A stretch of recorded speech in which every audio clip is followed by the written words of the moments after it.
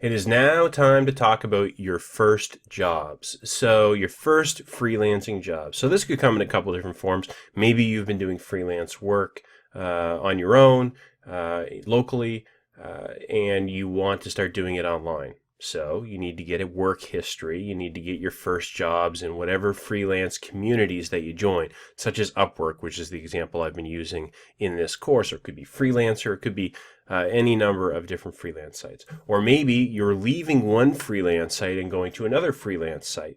And you know you need to build some job history there. Or maybe freelancing is completely brand new to you and you have no work history at all. And you know that really to get attention, to land some good business, you need to have getting the first couple jobs is going to be critical. So that's the point I want to make. I've been saying it all along. Having a 2 to 3 job history is critical. You need a perfect 5 out of 5 score from those jobs. So no point in doing them. No point in getting these jobs if you don't nail them. And ideally, you also want to get a testimonial and a nice write up from them, and everything goes really well. So that's very, very important. So here's what I consider a little bit of magic, a real gem in this course is how do you land? How do you get these first 2 to 3 jobs so that your profile is really complete? So that when other project managers and other clients that are looking for work come to you, they know that you're reputable.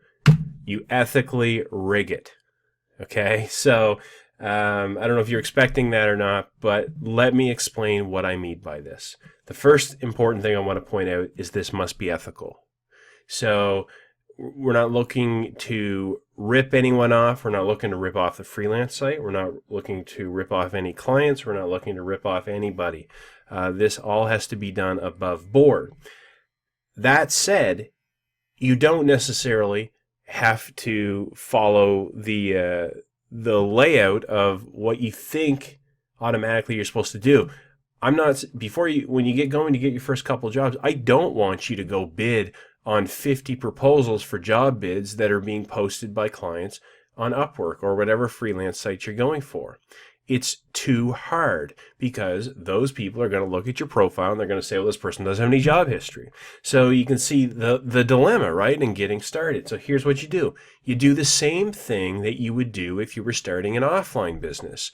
You go and you reach out to the people that you know very well. It could be your brother. It could be your mother-in-law. It could be an internet friend that you feel like you have a good relationship with. And we're looking for people that have a business, that have something you could help them with.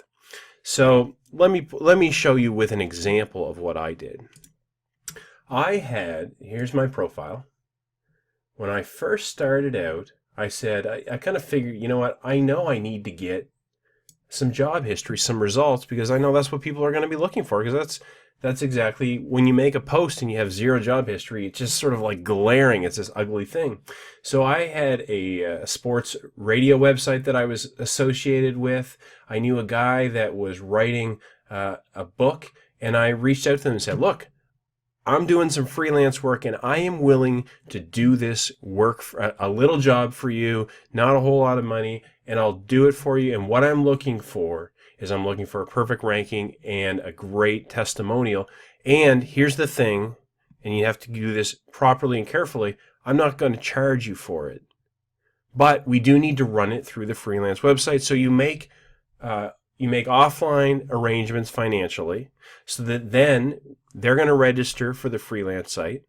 They're actually going to post the job. They're going to award you the job, and you're going to do the work. And I have to stress very much, you need to really perform the work. Otherwise, you're scamming the system. I think that's morally and ethically wrong. So you absolutely need to do the work. And so then after the work is done, they will pay you. Again, it is up to you. You make the arrangements how you wish. If you want to arrange with them that, here's the money that you're going to need to pay me, you do what you feel is ethically right. But as you can imagine, when people are doing offline work, it's not uncommon for me to do free. If I was a carpenter, I would do some free work for my mother-in-law and say, I just need you as a testimonial. So to me, it's a very similar thing. But when it comes to actually getting it in the system, they are going to need to pay you through those funds, through Upwork, and then give you the ranking here. And so I did that with both this account and with this account, and got 2 5 out of 5 rankings, and boom, I was off to the races. That was all I needed to really get things going.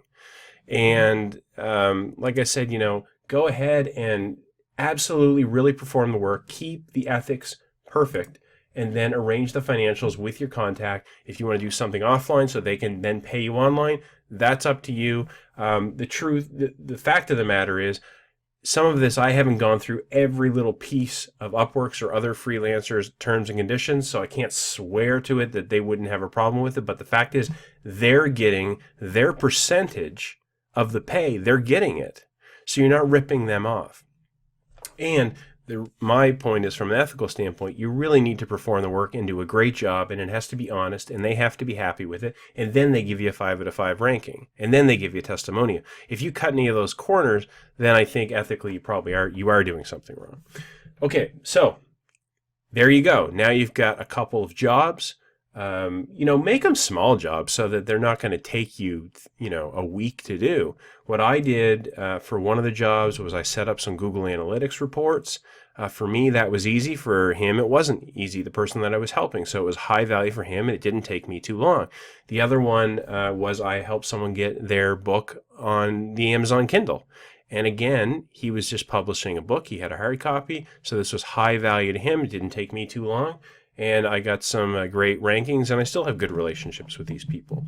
So, and there's no reason you can't do it with a relative or a colleague, just like you would with any other business. Friends and family support us in offline business. Why shouldn't they do it with online business? So I'm not telling you to do anything that you have an ethical problem with, but this I was happy and thought it was smart to do, and it has worked out very well for me, and I haven't had any problems. But if you ever do want to discuss it with me, by all means, use my contact information and get in touch with me, and we can discuss it more if you like. So there you go. That's some of the magic of how you get those first jobs, get them on your profile, and you're off to the races with a huge advantage on those other people that are trying to start out with zero job history. I think you can understand just how incredibly important this is.